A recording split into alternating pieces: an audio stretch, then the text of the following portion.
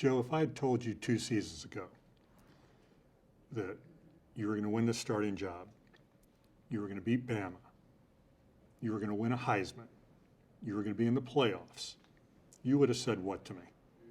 I would have believed you. You know, I know the work that I put in up to that point, and I just felt like I needed an opportunity, and I knew the kind of players that were here, and Coach O sold me on a vision, and you know, I knew the work that we had put in this offseason, so we totally expected to be in this position.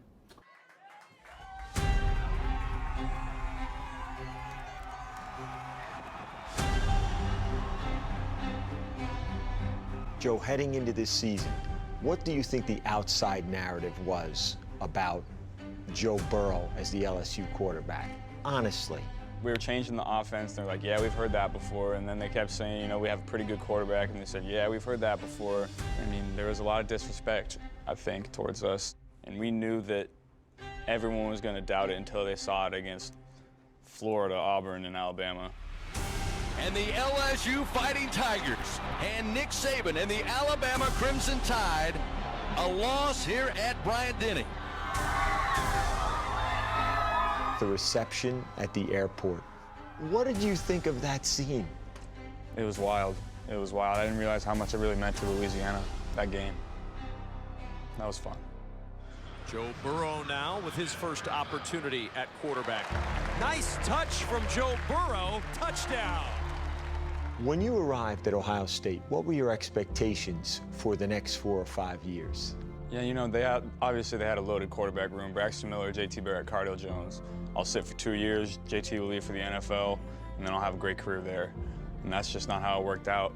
Who was the first person you told you were leaving Ohio State? Coach Meyer.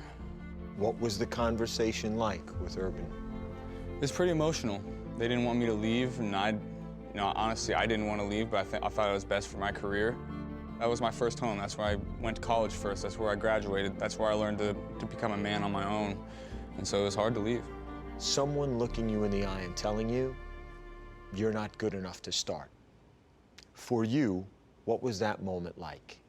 You know, I've been told I wasn't good enough since recruiting. I had one offer after my junior year of high school, and it was my dad's team. I wanted to go to Nebraska. They told me I wasn't good enough, and Ohio State was really my only big-time offer. How has that shaped you, Joe, as a player?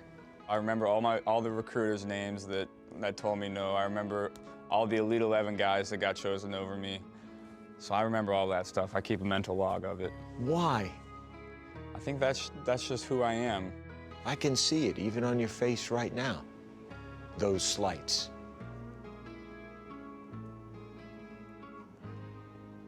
Yeah. There's 2 ways to deal with that.